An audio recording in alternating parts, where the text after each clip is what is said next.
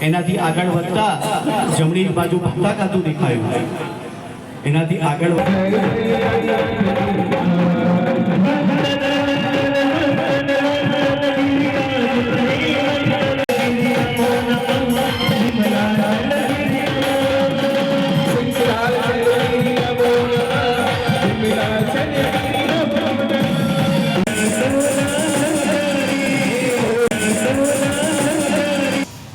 જેમણે જેમણે જે શત્રુંજયની ભાવયાત્રા કરી છે યા જાતે જઈને યાત્રા કરી છે તે દરેકે દરેક જીવો અહીંયા બેઠેલા તમામ જીવો મોક્ષમાં જવાના હકદાર છે જ અને મોક્ષે જવાના જ છે.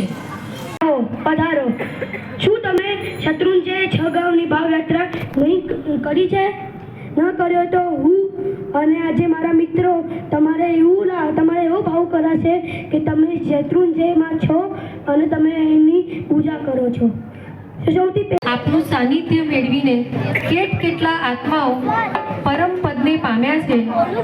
ગિરિરાજની યાત્રા કરતા જેટલા પણ પરમાત્માના દેરા પગલાં આવે, સિદ્ધ પરમાત્માઓની દેરી આવે, પગલાં આવે કે દેવી દેવતાઓના જેટલા બી મંદિર આવે ત્યાં આપણે ઔચિત્યપૂર્ણ નમો જીણાણમ નમો સિદ્ધાણમ મથેણ વંદેણની સૌએ કહેવાનું છે. બરાબર?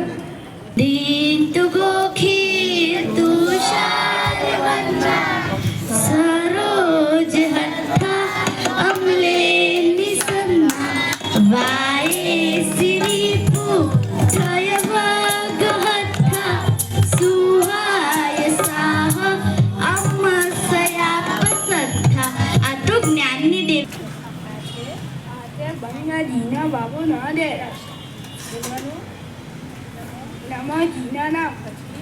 સમવસન મંદિર શ્રમવસન 3 ગઢ, ચૌમુખી પ્રતિમા, અશોક વૃક્ષ બધું જ છે. બોલો નમો જીનાણમ. આગળ જતા પ્રણામ. પધારો પધારો પધારો. આવ્યો હિંગળાનો હડો, કેડે હાથ દઈને ચડો. ફૂટ્યો પાપનો ઘડો, બાંધ્યો પુણ્યનો પડો.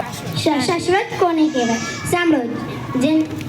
જે કોઈએ બનાવ્યો નથી, જેની કાકરી પણ ફરતી નથી, જેનો ક્યારેય નાશ થવાનો નથી. આ છે શ્રી પૂજ્યની તૂક દેવેન્દ્ર સુરી મહારાજ સાહેબે બનાવી છે. આમાં ઘણું તમને જાણવું છે કે 4 મૂર્તિ કોની કોની છે? તો સાંભળો. પહેલી 2 મૂર્તિ દ્રાવિડ અને વારી ખિલ્લની છે. તેઓ તમને શું લાગે છે આ કોઈ 5 પાંડવની મૂર્તિ છે? ના રે ના, આ તો બીજા જ મહાત્માઓ છે. પહેલી અને બીજી મૂર્તિ રામચંદ્રજી અને ભરતની છે.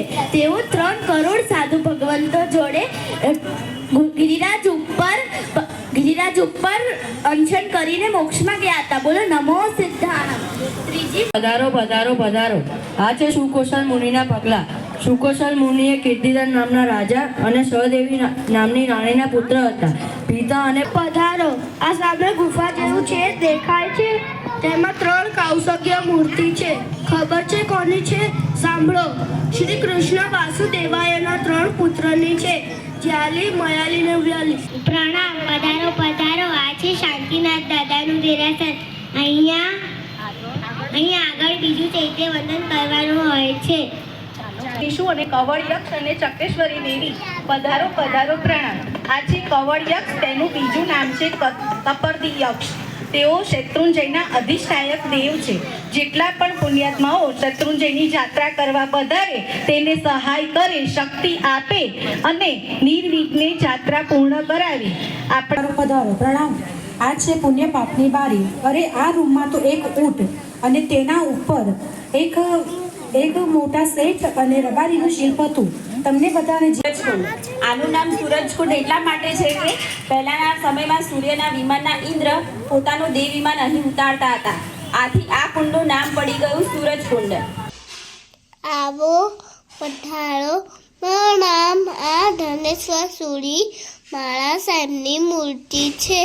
બોલો મઠે વંદામી. વિક્રમસિંહનો પાડ્યો. પહેલાના કાળમાં કોઈ પરાક્રમી પુરુષ ગામ, રાજ્ય કે દેશ તીર્થની રક્ષા માટે બલિદાન આપી દે ત્યારે લોકો તેની યાદમાં પાળીઓ એટલે કે પથ્થરની સ્થાપના કરે. આ વિક્રમ આ છે રાયણ વૃક્ષ અને તેની નીચે આવેલા છે રાયણ પગલા. શત્રુંજય ઉપર આવેલા દેરાસર અને આ પગલા શાશ્વતા નથી, પણ હા આ વૃક્ષ છે ને રાયણ વૃક્ષ એ શાશ્વત વૃક્ષ. નમી અને વિનય આ છે આદિનાથ ભગવાન અને નમી અને વિનમીની મૂર્તિઓ. ભગવાન આદિનાથ ને કહીએ નમો ઝીણાણમ અને આ બંને ભાઈઓને કહીશું નમો સીતાણમ. નમી અને વિનમી મોક્ષમાં ગયા કયો દિવસ હતો ખબર છે? ફાગણ સુદ દસમ. અને કેટલાની સાથે મોક્ષમાં ગયા તે ખબર છે? 2 કરોડ સાધુઓ સાથે. ગંગાના રામજી શ્રાવકે દેરાસર બનાવ્યું છે. ગંગાના રામ આ છે પુંડરીક સ્વામીનું દેરાસર. તમને ખબર છે તેમનું સાચું નામ શું છે? તેમનું સાચું નામ ઋષભ સેન છે.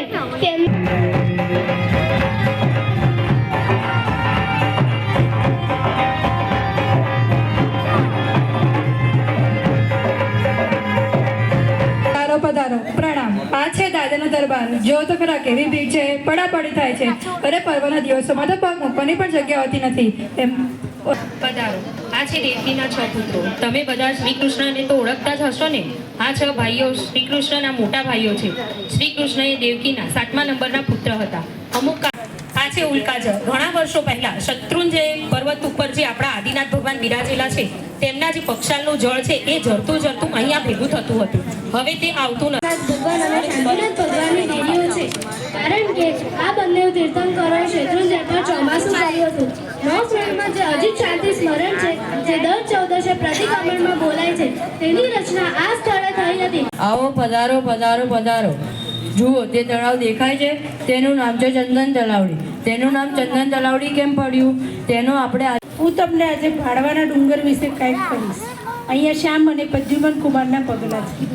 શ્રી કૃષ્ણના આખી જાત્રામાં અઘરામાં અઘરી આ જાત્રા છે. ખૂબ પધારો પ્રણામ. આ છે સીધવટ. જે યાત્રિકો ભાડવાના ડુંગરથી નીચે ઉતરે તે બધાનું દૂધેથી પગ ધોઈ સંત પૂજન કરવામાં આવે છે.